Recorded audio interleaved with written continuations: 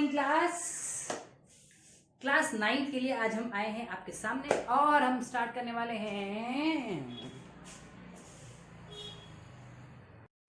Good morning, सुप्रभात, welcome to इकोजेड, ऐसी आजादी और कहा। चलिए आज बात करते हैं क्लास 9 चैप्टर नंबर 3 और चैप्टर नंबर 4 केमिस्ट्री का। चैप्टर नंबर 3 और चैप्टर नंबर 4 जो है वैसे दोनों ही आरबीएससी देखो सीबीएसई देखो, दोनों में चैप्टर जो है बहुत ही इंपॉर्टेंट चैप्टर्स हैं जो केमिस्ट्री के हैं।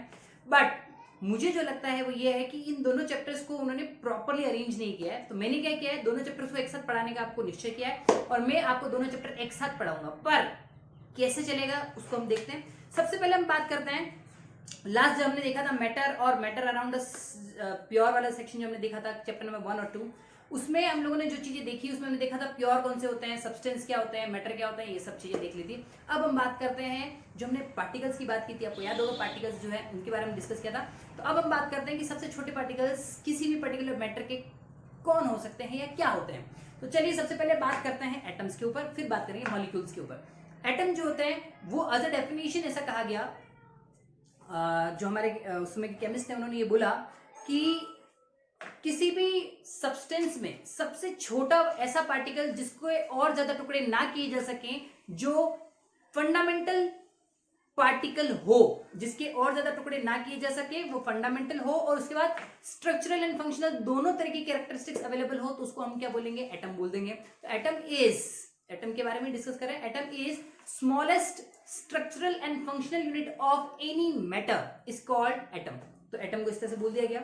बट एक कंफ्यूजन क्रिएट हुआ कि एटम है तो मॉलिक्यूल क्या है।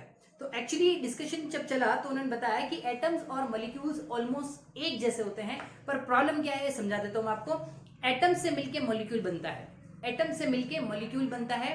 तो मॉलिक्यूल वो होता है जो फ्री स्टेट में कहीं भी एग्जिस्ट कर सके, उसको बोलते हैं मॉलिक्यूल। जैसे ऑक्सीजन जो होता है वो ऑक्सीजन एटम की फॉर्म में नहीं रह सकता, मतलब O में नहीं मिलेगा, हमेशा वो आपको O2 में मिलेगा। उसका मतलब O2 क्या है, मॉलिक्यूल है। जबकि O क्या है, अगर मैं ऑक्सीजन को सिर्फ O लिखता हूं उसका मतलब वो ऑक्सीजन एटम है, जबकि मैं ऑक्सीजन को O2 लिखता हूं तो ऑक्सीजन का मॉलिक्यूल है। मतलब एटम से मिलकर मॉलिक्यूल बनता है और मॉलिक्यूल वो स्टेट होती है जिसमें कोई भी एटम हो सकता है या नंबर ऑफ एटम्स हो सकता है जो फ्रीली या फ्री स्टेट में एग्जिस्ट कर सके, और उस फॉर्म में ही वो एग्जिस्ट करते भी हैं, तो उसको हम क्या बोल सकते हैं, उसको हम मॉलिक्यूल बोल सकते हैं। तो आपका डिफरेंस क्लियर हो चुका होगा, एटम और मॉलिक्यूल क्या होता है। चलिए अब जब हम बात कर ही रहे थे तो हम सबसे पहले देखते हैं कि चैप्टर स्टार्ट जब हुआ तो एंटनी एल लवॉइसियर जो थे उन्होंने फाउंडेशन ऑफ केमिकल साइंस बताया और उन्होंने बताया कि लॉज ऑफ केमिकल कॉम्बिनेशन क्या होता है। लॉज ऑफ केमिकल कॉम्बिनेशन जो हमने डिस्कस करना है, लॉज ऑफ केमिकल कॉम्बिनेशन जो हम डिस्कस करने वाले हैं, लॉज ऑफ केमिकल कॉम्बिनेशन। इसमें एक्चुअली दो लॉज दे रखी है। पहली लॉ जो है, जो उन्होंने बोला पहली लॉ, इसके अकॉर्डिंग जो है वो उन्होंने बोला पहली लॉ है law of conservation of mass. Law of conservation of mass, और दूसरा law of constant proportion. Law of constant proportion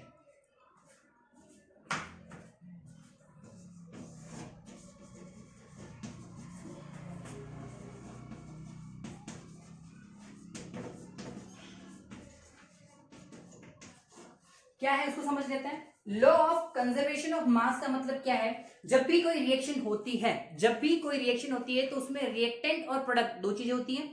reactant left hand side में होता है और प्रोडक्ट हमारा राइट हैंड साइड में होता है। तो हमने जो डिस्कशन किए हैं या फिर कर लें तो उसको एक बार नीचे वाले को मिटा रहा हूं।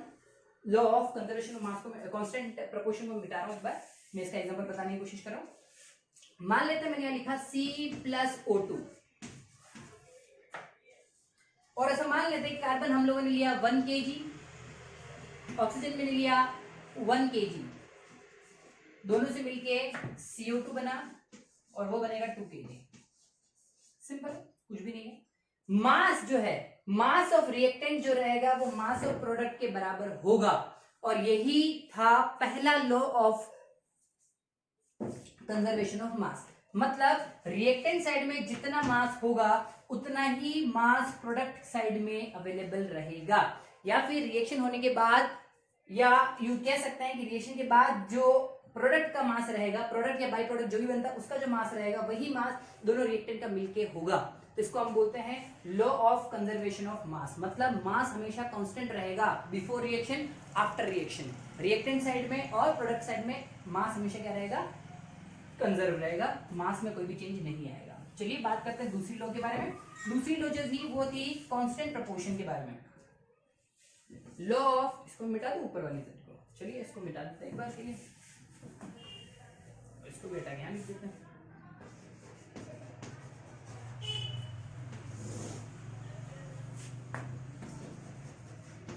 Law of constant proportion. तो लॉ ऑफ कांस्टेंट प्रोपोर्शन जो है वो law of constant proportion by mass, ये ध्यान रखें आप, ये अकॉर्डिंग टू मास के बिहाफ पे लिखा हुआ है, तो आप इसको थोड़ा सा ध्यान में जरूर रखें। इसमें क्या है, मैं आपको एग्जांपल ले लेता हूं वाटर का ही, H2O। चलिए, तो मैं सबसे पहले मास की बात कर रहा हूं, तो इनका मास निकाल लेते हैं। तो इंडिविजुअल आपको मास निकालना आता है, मास कैसे निकालते हैं? चलिए, तो आपको जब भी मास निकालना हो किसी भी चीज के लिए, इन सब के जो मास निकाले जाते हैं तो हम क्या देखते हैं कि प्रोटॉन प्लस न्यूट्रॉन का सम।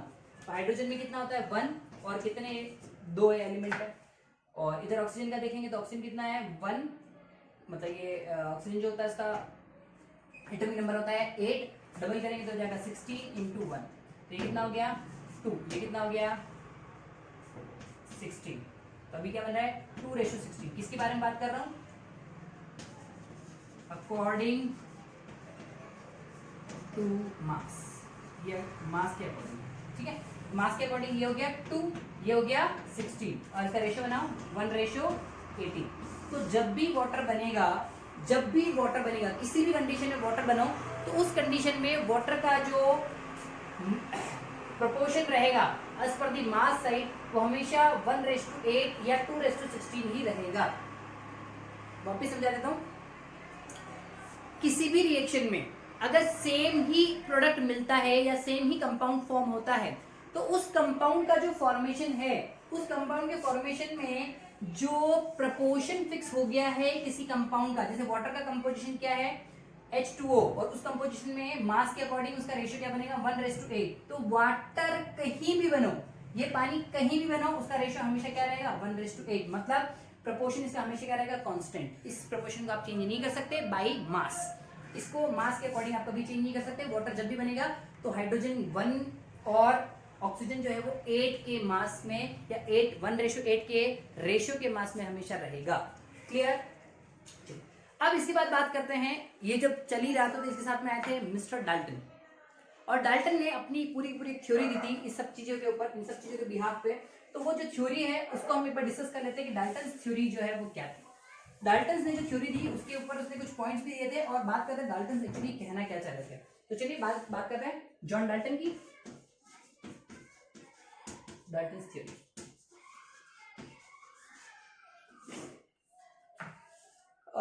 डाल्टन साइंटिफिक थ्योरी जो है, इसको डाल्टन साइंटिफिक थ्योरी के नाम से भी जानते हैं, डाल्टन थ्योरी जो बोल सकते हैं उसके नाम से भी जानते हैं। तो डाल्टन साइंटिफिक थ्योरी के अकॉर्डिंग उन्होंने जो बोला उसमें कुछ ऐसे पॉइंट्स लिए गए जो बहुत इंपॉर्टेंट है, जो आज तक फॉलो किए जाते हैं।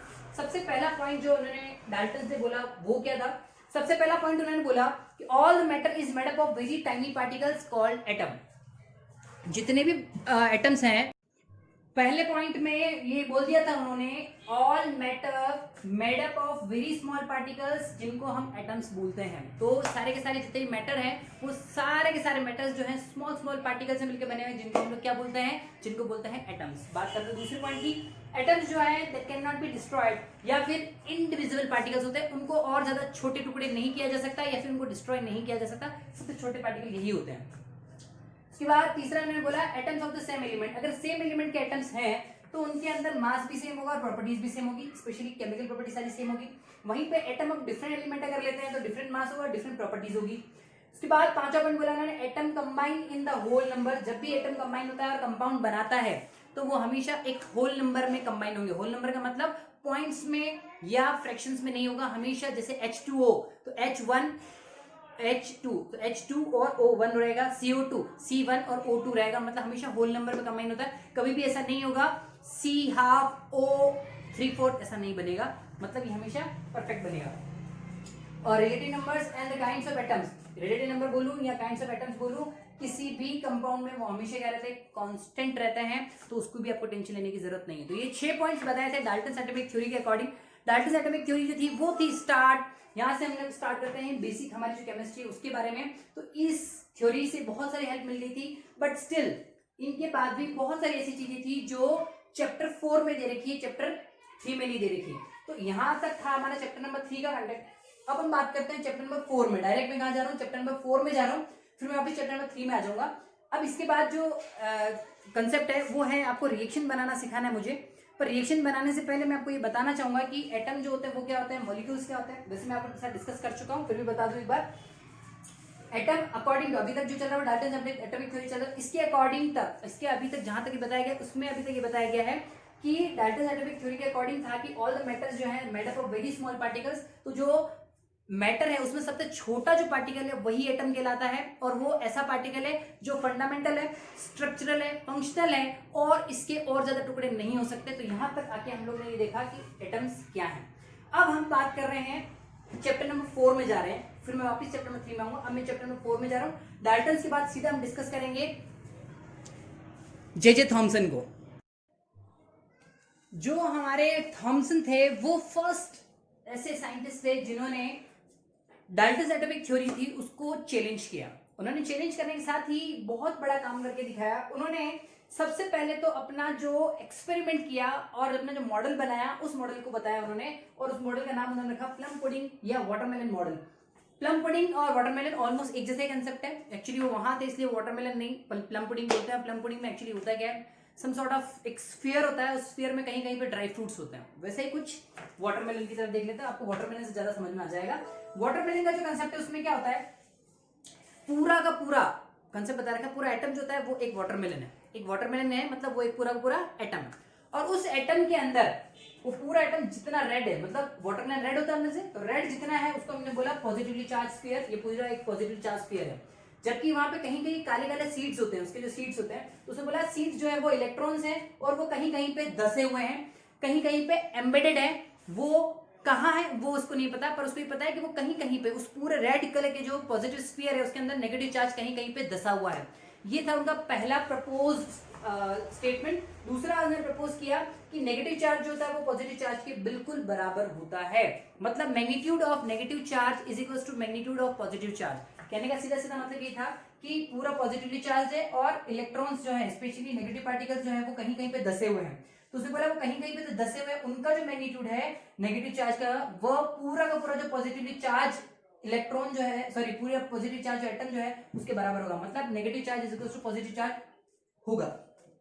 दो तरह की चीजें इसने प्रपोज की थी। तो पहला प्रपोज स्टेटमेंट जो था कि पूरा का पूरा जो तरबूज जैसा होता है, जो वाटरमेलन जैसा होता है, तो वाटरमेलन जो होता है उसमें पूरा का पूरा वाटरमेलन जो है ना वो पॉजिटिवली चार्ज स्फीयर है, जिसके अंदर सीड्स जो है ब्लैक ब्लैक कलर के जो सीड्स है उसको इलेक्ट्रॉन्स बोला उसने, और वो कहीं कहीं पे एम्बेडेड हैं। दूसरा उसने बोला नेगेटिव चार्ज जो होता है, इसको ही ले लेते हैं हम लोग, ये हमारा वाटरमेलन हो गया। उस वाटरमेलन में जितना नेगेटिव चार्ज होगा उतना ही पॉजिटिव चार्ज भी होगा। ये था उसका दूसरा प्रपोज स्टेटमेंट। ये दोनों स्टेटमेंट बनाने के बाद लोगों ने मान लिया कि इलेक्ट्रॉन्स अवेलेबल होता है, बिल्कुल सही हो गया, और इलेक्ट्रॉन्स अवेलेबल होने की वजह से ही इनको यहाँ पे नोबेल प्राइज दिया गया।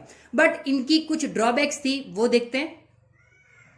थॉमसन की कुछ लिमिटेशंस थी, कुछ ड्रॉबैक्स थे। तो ड्रॉबैक्स में हमने सबसे पहले ड्रॉबैक जो देखा वो है एटम स्टेबिलिटी। एटम की स्टेबिलिटी का कोई भी एक्सप्लेनेशन वो नहीं दे पाया था कि एटम स्टेबल कैसे रहेगा, क्योंकि उसने वो डिटेल में एक्चुअली बता नहीं पाया था उन सब चीजों को। उसने सिर्फ ये बताया था कि इलेक्ट्रॉन्स अवेलेबल होते हैं अंदर की तरफ, और वो भी कहीं कहीं पे धसे हुए। सेकंड, वो न्यूक्लियस के बारे में कुछ नहीं बता पाया था। तीसरा, एग्जैक्ट पोजीशन ऑफ इलेक्ट्रॉन्स को, इलेक्ट्रॉन की एग्जैक्ट पोजीशन भी नहीं बता पाया था, उसको एक्चुअली ये पता नहीं था। उसने बोला था कहीं कहीं पे धसे होते हैं, पर वो कहाँ होते हैं एग्जैक्ट पोजीशन उसको नहीं मालूम था वो। और लास्ट में पॉजिटिव चार्ज कहाँ होल्ड होते हैं उसको ये भी नहीं पता था। तो ये सारी चीजें थी वो उसकी ड्रॉबैक्स में चली गई। तो जे थॉमसन ने ये तो क्लियरिफाई कर दिया था कि एटम जो होता है उसके भी छोटे छोटे पार्टिकल्स होते हैं, उसको और छोटा और उसको डिविजिबल किया जा सकता है, वो और ज्यादा डिविजिबल हो सकता है। और उसके अंदर उसको डिवाइड करने के बाद पहला जो पार्टिकल था वो जो उसने दिया वो था इलेक्ट्रॉन। और अब बात करते हैं इसके ड्रॉबैक्स के ऊपर। और बहुत सारे एक्सपेरिमेंट किए गए और नए जो हमारे साइंटिस्ट आए हैं वो है रदरफोर्ड। और रदरफोर्ड में इनके जो ड्रॉबैक्स थे उस पर वर्क किया और अपनी एक नई थ्योरी और अपना एक नया मॉडल बनाया। तो चलिए देखते हैं वो क्या है।